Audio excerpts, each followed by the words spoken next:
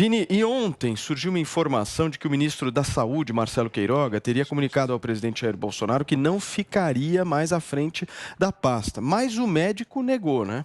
Negou essa informação do portal O Bastidor. Ele foi ao Twitter prontamente negar essa informação que havia saído, né, Paulo, de que ele já teria comunicado o presidente Jair Bolsonaro sobre a sua saída, porque não teria ele autonomia mais na pasta, que a pasta da saúde estaria muito rachada, mas que o presidente conseguiu, num primeiro momento, demover ele ali da ideia de sair imediatamente até que se arrumasse um substituto. Mas pelo Twitter, o Marcelo Queiroga acabou negando essa informação e disse o seguinte: eu ainda não entendo porque um jornalista ouve supostas fontes e não procura o outro lado. O nome disso é barrigada. Já desmentiu supostos pedidos de demissão aos jornalistas no Planalto. Sigo na missão de concluir a mais bem-sucedida vacinação no Brasil e melhorar a saúde do nosso país. Então vamos ver também o que o Marcelo Queiroga falou para os jornalistas sobre essa suposta demissão. Eu nem pedi demissão, nem vou pedir demissão. Estarei aqui no Ministério da Saúde até o dia que o presidente da República entender que eu sou útil à nação brasileira. Brasil acima de tudo e Deus acima de todos. Opa, e terminou com o slogan ainda, né? Brasil acima de tudo, Deus acima de todos. E aí ontem também, Paulo, ele participou da live, né, tradicional do presidente todas as quintas-feiras. E o presidente Jair Bolsonaro também aproveitou essa live para negar essa informação. Vamos ver. Aqui tá dizendo que o Queiroga pediu demissão. Pediu demissão, Queiroga? Eu fui atrás de você, pô.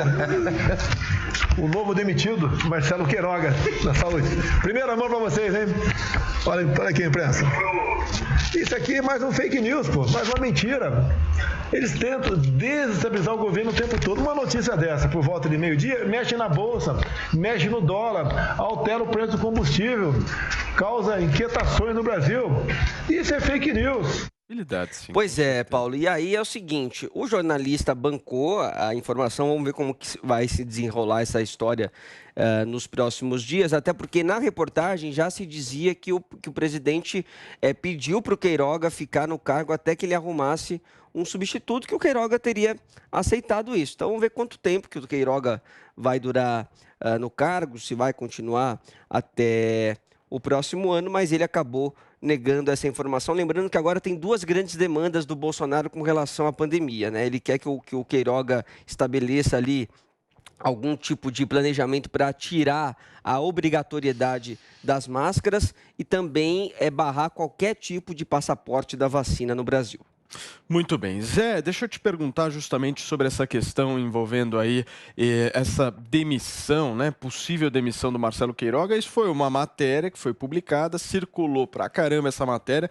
Eu me lembro ontem, inclusive no 3 em 1, esse boato que estava acontecendo, mas qual foi o método que a nossa equipe de jornalismo aqui da Jovem Pan fez? Em primeiro lugar, verificou se era verdade ou se era mentira, apurou o fato, e aí, obviamente, aqui na Jovem Pan a gente não deu esse episódio. Eu quero saber de você, José, como jornalista, como é que você vê essa responsabilidade? Porque isso que o presidente da República coloca, eu concordo em particular com ele, dessa geração de instabilidade, né? Uma demissão de um ministro da Saúde neste momento que nós estamos agora, no meio de uma crise, seria um negócio que desestabilizaria mais uma vez por completo a gestão da pandemia no país, né? Não, isso é informação muito importante. Sempre foi. Diminuiu um pouco agora, né, diante dos veículos de comunicação que estão mais ágeis.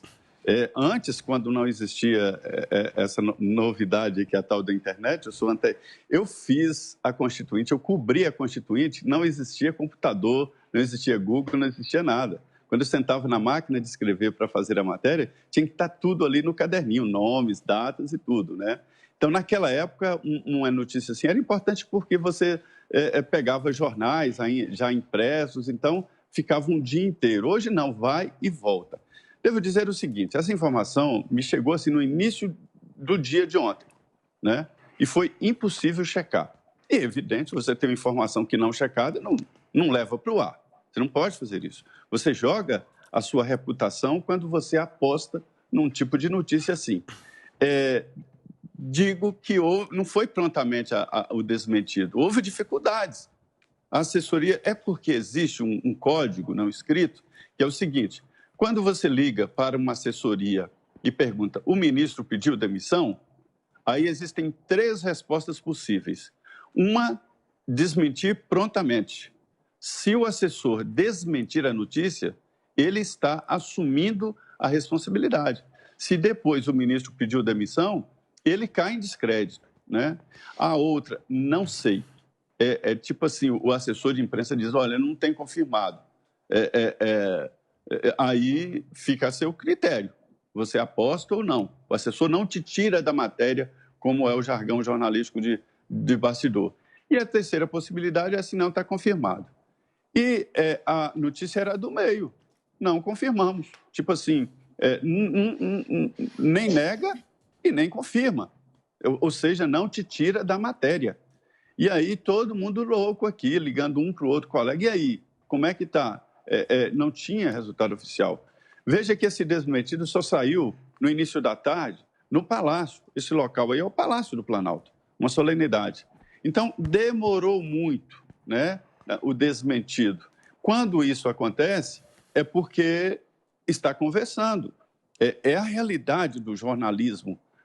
Aí não tem um lado nem outro, tem a sua reputação pessoal e o seu trabalho. Então, assim, demorou demais a dizer não peremptoriamente. Os telefonemas choviam para o Ministério da Saúde, entendeu? Então,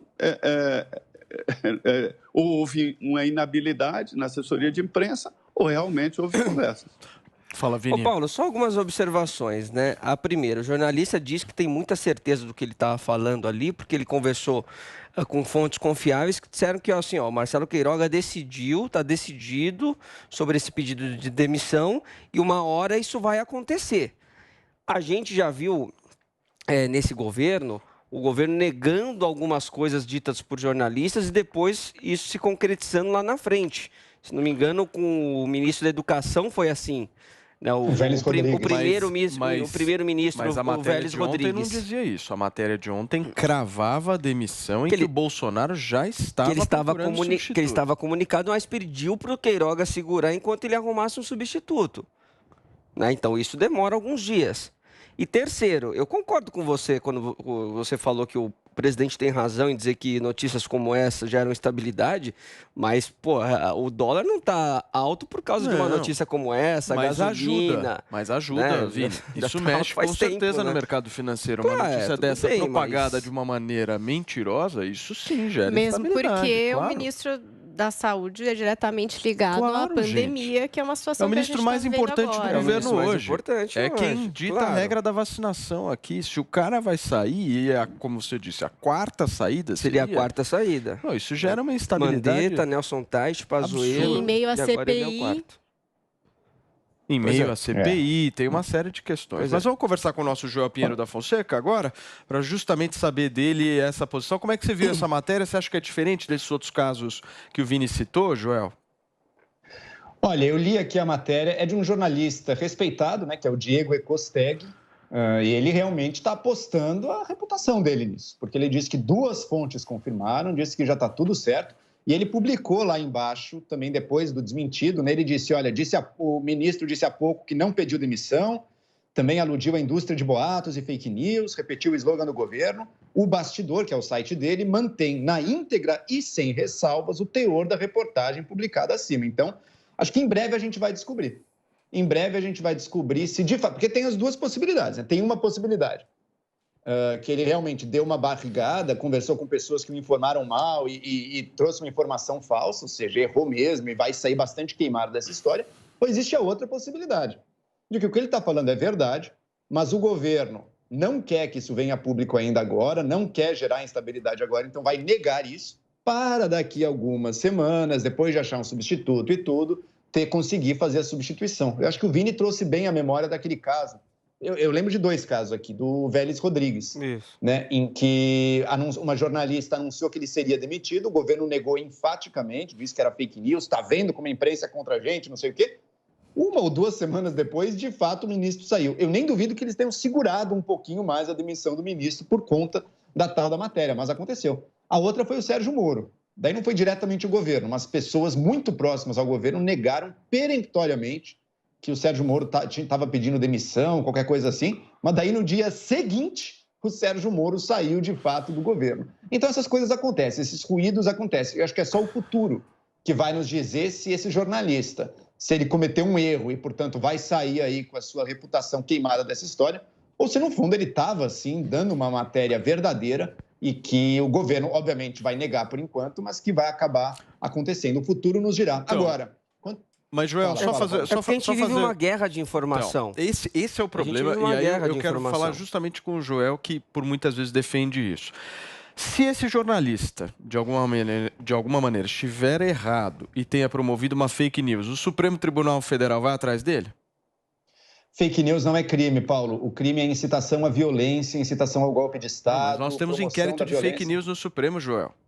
Não, me diga uma pessoa que foi presa ele vai por ser dar uma investigado. Esse falsa. jornalista vai ser investigado de alguma forma? Paulo, eu sou contra, hein? Sou contra. Sou contra. Tudo bem, Paulo. Sou absolutamente contra isso. Acho que não tem que investigar ninguém. Por isso o problema. Tá certo.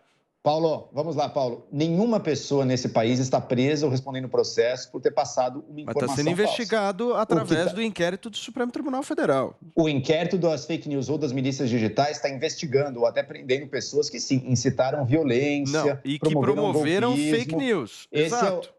Que, inclusive, dizem que promoveram Paulo. Fake news. Esse é o ponto, tanto que é assim que promoveram o golpismo, Paulo. Então, nesse caso aqui... Não, Joel, não. Você disso. já disse aqui neste programa que essas pessoas deveriam ser investigadas justamente pelo fato de terem promovido notícias falsas. Esse é o ponto, entendeu? Paulo, ou seja, Paulo, uma investigação ela vai valer para todos ou para quem, entendeu?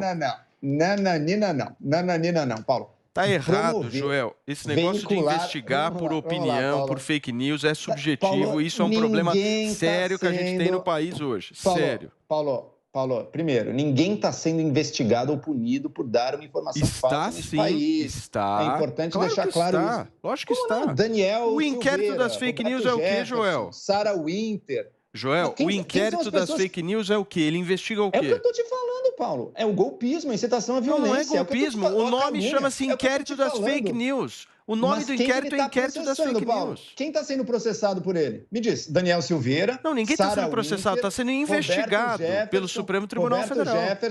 Roberto Jefferson, Sarah Winter, Oswaldo Eustáquio. A acusação contra todos eles é de incitação ao golpe militar ou à violência. A acusação é em relação às fake news. O nome do inquérito chama-se inquérito das fake news. Não sou eu que estou dizendo. Assim como é o nome do Jato, inquérito. Né, Paulo, assim como a Operação Lava Jato chama Lava Jato, mas não é o crime que está sendo investigado, que está sendo processado. O problema, Joelzinho, a gente discorda muito em relação a isso. O grande problema dessa história é da gente, infelizmente, julgar opinião e entrar nessa seara de fake news, o que é verdade, o que não é, porque a gente se complica nessa história. E, infelizmente, só tem um direcionamento para quem é de um certo espectro político. Isso é inegável. Você não precisa ser de esquerda, de centro, de direita para ver isso. É focado num único espectro político. Isso é um erro, cara. Isso é um erro. Posso fazer a distinção aqui, Paulo? Acho que você mesmo acabou vendo que nesse tal inquérito das fake news, ninguém está sendo processado especificamente. Investigado, sim. Onde tem, Paulo, onde tem realmente uma questão sobre a verdade ou falsidade, são naqueles casos em que a informação errada, intencionalmente errada, pode trazer risco real e concreto à vida de pessoas, como no caso da pandemia. Joel, uma informação dessa desestabiliza o país. Uma informação dessa mexe na bolsa, uma informação dessa coloca uma série de questões em jogo. Não mexeu em nada, não teve nenhum movimento Como assim? A demissão de um ministro da Saúde, no meio de uma pandemia. Não, peraí. Sabe qual é o caso relevante? Quando uma pessoa fala, por exemplo, a vacina, ela vai te botar chip. Não se vacine. Essa pessoa, ela pode gerar morte. É uma pessoa que fala, esse avião tem uma... Mas eu não estou dizendo gerar morte. Eu estou dizendo de criar instabilidade num país que precisa de estabilidade, Joel. Esse jornalista, se for comprovado... Joel, se for comprovado que esse jornalista promoveu uma fake news, esse cara contribuiu para a instabilidade do país. Contribuiu para a instabilidade do país. Paulo, se ele inventou, ele vai ser processado, pode ter certeza disso. Agora, deixa eu fazer uma pergunta. Por quem? Por quem? Posso fazer uma pergunta? Essa pergunta que eu te fiz. Por quem que vai ser processado? Pelo Supremo? Posso fazer uma pergunta? Não, o Supremo não inicia processo, Paulo, a não ser para autodefesa no inquérito das milícias. Agora, posso fazer uma pergunta? Por favor. Posso fazer uma pergunta? Se uma pessoa está num avião e fala, tem bomba aqui, essa pessoa comete crime? Joel, você está querendo simplesmente trazer uma discussão. Sim ou não? Deixa eu te falar um negócio, Joelzinho. Deixa eu te falar um negócio. É o critério aqui, Paulo. Paulo, Joel, você tenta misturar questões. A gente tentar investigar fake news, opinião, dá nesse erro. Porque todo mundo erra. O cara vai lá, erra, fala uma opinião, Paulo, ele pode estar errado. Agora, ele não pode ser julgado por isso. Ele não pode ser pressionado por isso. As pessoas têm que ter liberdade da sua fala. As pessoas arcam e já existem instrumentos legais para a pessoa ser processada. O que acontece é que um jornalista que cria instabilidade no país da maneira como esse rapaz está contribuindo para isso, vai passar ileso pelo Supremo Tribunal Federal, vai passar ileso pelas autoridades brasileiras e como se nada tivesse acontecido. Aí, se o cara é o apoiador do Bolsonaro, ele vai aí ser julgado, ele aí vai ter atenção. Esse que é o erro. Aqui no Brasil não importa mais o fato. O que importa é de que lado que você está.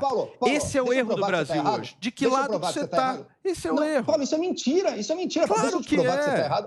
Deixa eu provar que você está errado. O ex-ministro da Educação acusou faculdades federais de terem implantação extensiva de maconha. Mentira. Ele está sendo processado por isso? Não. Essa foi a opinião errada dele. Ninguém está sendo processado. Agora, deixa eu te falar uma pergunta. Uma pergunta para você. Você acha que toda opinião tem que ser absolutamente livre?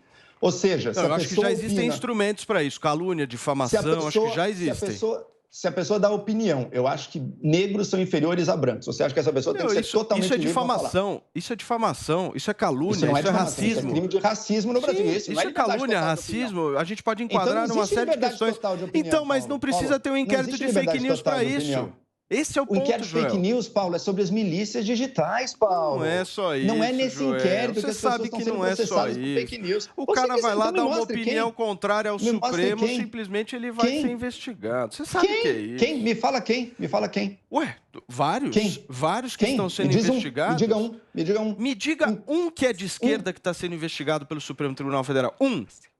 Paulo, esse inquérito das milícias digitais estão investigando os ataques. Tem que defender a liberdade em primeiro lugar. Não é para defender bolsonarismo, petismo, é liberdade. Me mostre. Os caras não têm que fazer essa investigação. Quem está sendo processado por opinião. Paulo, me mostre quem está sendo processado por opinião. Eu tenho uma lista aqui para mostrar, justamente somente daqueles que apoiam o governo. Mas quem?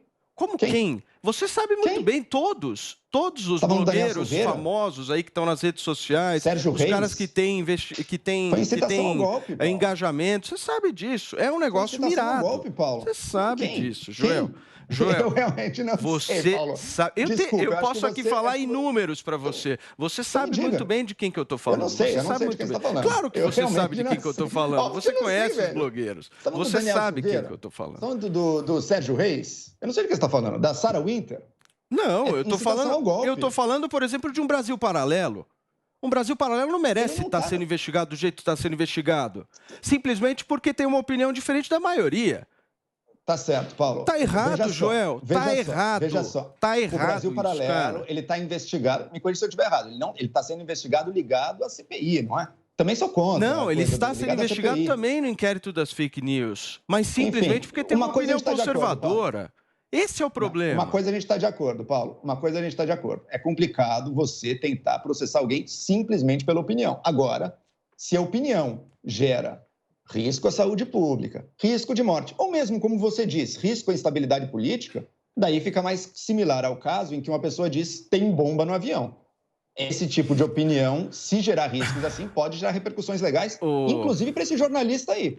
Se esse jornalista inventou, Paulo, isso é possivelmente criminoso. Mas se esse jornalista inventou, na minha avaliação, o Supremo Tribunal Federal não tem o menor direito de ir atrás dele, o menor direito de promover o menor direito de fazer nada. Ele vai ser processado de acordo com o que existe no Código Penal. E acabou.